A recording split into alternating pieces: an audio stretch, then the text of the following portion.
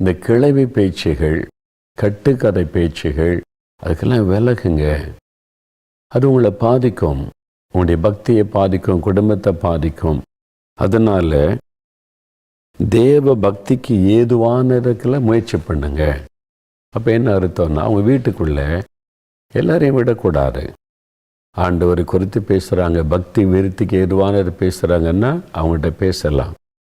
சில ஆட்கள் நேரம் போகலைன்னு சொல்லி அடுத்த ஆளை பற்றியே பேசிக்கிட்டு இருப்பாங்க, குறை சொல்லிக்கிட்டே இருப்பாங்க. ஊழியர்களை பற்றி குறை சொல்கிறது, ஊழியங்களை பற்றி குறை சொல்கிறது, அடுத்தவங்களை பற்றி குறை. ஏன்னா இவங்ககிட்ட நிறைய குறை இருக்குது. அதை மறைப்பதற்கு மற்றவங்க குறையை பெருசுப்படுத்திட்டா தன்னுடைய குறையை நினைக்க மாட்டாங்கன்னு மற்றவங்களை குறை பேசிக்கிட்டே இருப்பாங்க. நீங்கள் அடுத்த ஆளை பற்றியே பேசிக்கிட்டு எழுதிட்டு இருக்க ஆளை நல்லா கவனிச்சிங்கன்னா, ஏன் அப்படியே பேசுகிறாங்க எழுதுகிறாங்கன்னா அவங்ககிட்ட நிறைய குறை இருக்குது. அதை மறைப்பதற்கு அடுத்தவங்களுடைய குறைகளை ஃபோக்கஸ் பண்ணுவார், அது சொல்லுவார். அது ஒரு மனுஷனுடைய சுபாவம், பிசாசனுடைய சுபாவம் அதுதான். சகோதரர்கள் மீது குற்றம் சாட்டுகிறவன். சாத்தான் பாவம் செய்து கர்த்தருடைய தள்ளப்பட்டான். தன்னுடைய குறையை மறைக்க அடுத்தவங்களுடைய குறையை பெருசுப்படுத்தி காமிச்சிக்கிட்டே இருப்பான். அப்படிப்பட்ட மனிதர்களை சாத்தானை எழுப்புகிறான், உங்களை டிஸ்டர்ப் பண்ண, உங்களுடைய குடும்பத்தை டிஸ்டர்ப் பண்ண. கிளவி பேச்சு. சில ஆட்கள் பார்த்தீங்களா, கிராமங்களில் திண்ணையில் உட்காந்து பேசிக்கிட்டே இருப்பாங்க. சில வயசான ஆட்கள் 2 பேர் 3 பேர் சேர்ந்தா வழியில் போகிற ஆளெல்லாம் கூட்டு பேச, உனக்கு தெரியுமா, அது தெரியுமா, இந்த தெரியுமான்னு அடுத்த ஆள் வீட்டு கதைகளை பேசுகிறாரு. அதான் கிளவி பேச்சு, பக்தி விருத்திக்கு ஏதுவில்லாத பேச்சு. அந்த மாதிரி ஆட்களை வீட்டுக்குள்ளே விட்டிங்கன்னு வைங்களேன், நீங்கள் கணவன் மனைவி பிள்ளைகள் சந்தோஷமாக இருந்தால் அவங்களுக்கு பிடிக்காது. ஏன்னா அவங்க வீட்டுக்குள்ளே சமாதானமாக இருக்க மாட்டாங்க. அதனால் நீங்கள் சமாதானம் பார்த்தோன்னா உள்ளத்துக்குள்ளே பொறாமல் இருக்கும். அதனால் உங்களுக்கு நல்லது செய்கிற மாதிரி கெட்டது கொண்டு வந்துடுவாங்க. தவறான செய்திகளை அவங்க பரப்பி விட்டுருவாங்க. அதனால்தான் இந்த மாதிரி ஆட்களுக்கு எச்சரிக்கையாக இருக்கணும். வீட்டுக்குள்ளே அலோவ் பண்ணாதங்க, அப்படிப்பட்ட ஆளுக்கு இடம் கொடுக்காதங்க. இல்லைங்க, நாங்கள் ஜெபிக்கிற ஆள் ஊழியக்காரர்கள் தான் வீட்டில் இடம் கொடுப்போம். அப்போ உங்கள் ஏமாற்றணும்னா சில தவறான ஊழியக்காரங்க இருக்காங்க, தவறான ஊழியக்காரிகள் இருக்காங்க, வெறும் பணத்துக்காக சுற்றிட்டு அலைகிறவங்க. அவங்களும் உங்கள் வீட்டுக்கு சாத்த அனுப்பிடுவான். ஏன்னா பைபிளை கொண்டு வந்தால் தானே நீங்கள் நம்புவீங்க. அப்போ நல்ல ஊழியரும் இருக்கிறாங்க, பணத்துக்காக கள்ள ஊழியக்காரிகளும் இருக்கிறாங்க. கள்ள தீர்க்க தரிசனம் சொல்கிறவங்க, மக்களை ஏமாத்துறவங்க, அவங்களும் பைபிளை தூக்கிட்டு வருவாங்க, அவங்களும் வீட்டுக்குள்ளே அனுப்பிடுவான். ஏன்னா அப்போ தான் நீங்கள் உள்ளே விடுவீங்க. கவனமாக இருங்க. தெரியாத ஒரு ஆட்களை வீட்டில் ஏற்றுக்கொண்டு ஜெபிக்க வைக்கிறதுல கூட நீங்கள் ஜாக்கிரதையாக இருக்கணும். உங்கள் பாஸ்டர் அவங்களும் உங்களுக்கு தெரியும், உங்களுக்கு தெரிஞ்ச ஊழியர் அவங்களும் உங்களுக்கு தெரியும். அதனால் கவனமாக இருங்க. உங்கள் வீட்டு சமாதானம் கெடக்கூடாது, உங்கள் வீட்டு சமாதானம் பாதிக்கப்படக்கூடாது. அப்படி பைபிளை கொண்டு வர சொல்லுவாங்க, நான் ஜெபிச்சிருந்தேன், கர்த்தர் உங்கள் வீட்டை காமிச்சார், அதனால் வந்தேன்பாங்க. நீங்கள் சொல்லணும், இப்படி ஒரு ஊழியக்காரி வருவாங்கன்னு கர்த்தர் எங்களை காமிக்கலையே அப்படின்னு சொல்லிடுங்க. ஏன்னா அந்த மாதிரி ஆட்களால் உங்களுடைய குடும்ப வாழ்க்கையை பாதிக்கப்பட்டு போயிடும். கர்த்தர் சொல்கிறார், நீ கணவன் மனைவிக்குள்ள பிரச்சனையை உண்டாக்கிட்டு போயிடும். கர்த்தர் சொல்கிறாரு, உங்கள் கணவருக்கு யாரோ ஒரு பெண்ணோட தொடர்பு இருக்குன்னு கர்த்தர் சொல்கிறாரு, நீ ஜாக்கிரதையாருன்னு உங்களை ப்ளீஸ் பண்ணுறதுக்காக சொல்லிட்டு போயிடுவாங்க. அதனால் நல்லா இருக்கிற கணவர் மேலே நீங்கள் சந்தேகப்பட ஆரம்பிச்சிருவீங்க, பிரச்சனை ஆரம்பிச்சிடும், சமாதானம் போயிடும். தயவு செய்து நீங்கள் இந்த மாதிரி கிளவி பேச்சுகள், தவறான ஆட்கள் இவங்களெல்லாம் உள்ளே விடாதங்க, அவங்களுக்கு செவி கொடுக்காதங்க. பக்தி விருத்திக்கு ஏதுவானதை பேச இடம் கொடுங்க.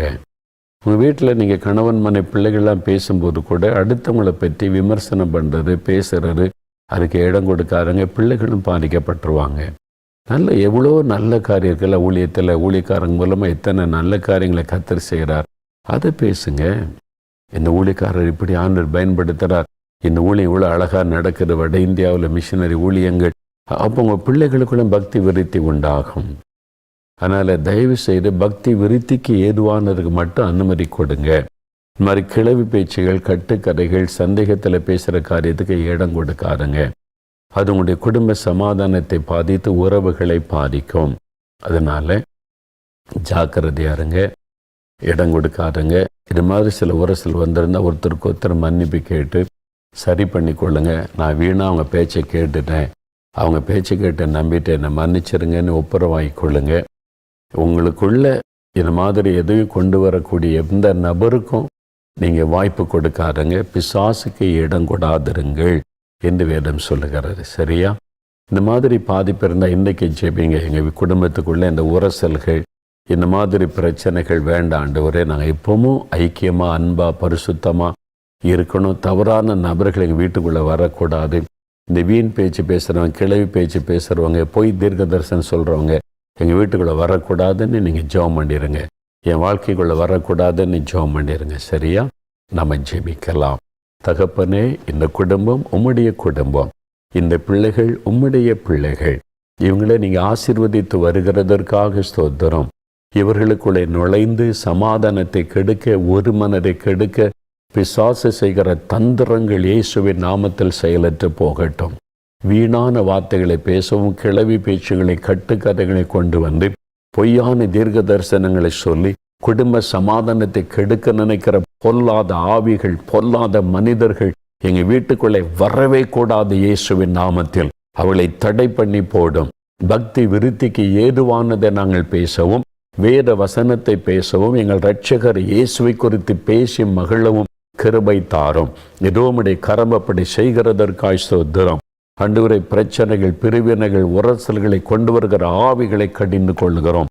குடும்பத்துக்குள்ளே எப்போது ஒரு மனமும் சமாதானமும் ஆசீர்வாதமும் உண்டாயிருக்கட்டும். உடைய ஜெப நேரங்களை ஆசீர்வதியும், குடும்ப ஜெப நேரங்களை ஆசீர்வதியும்.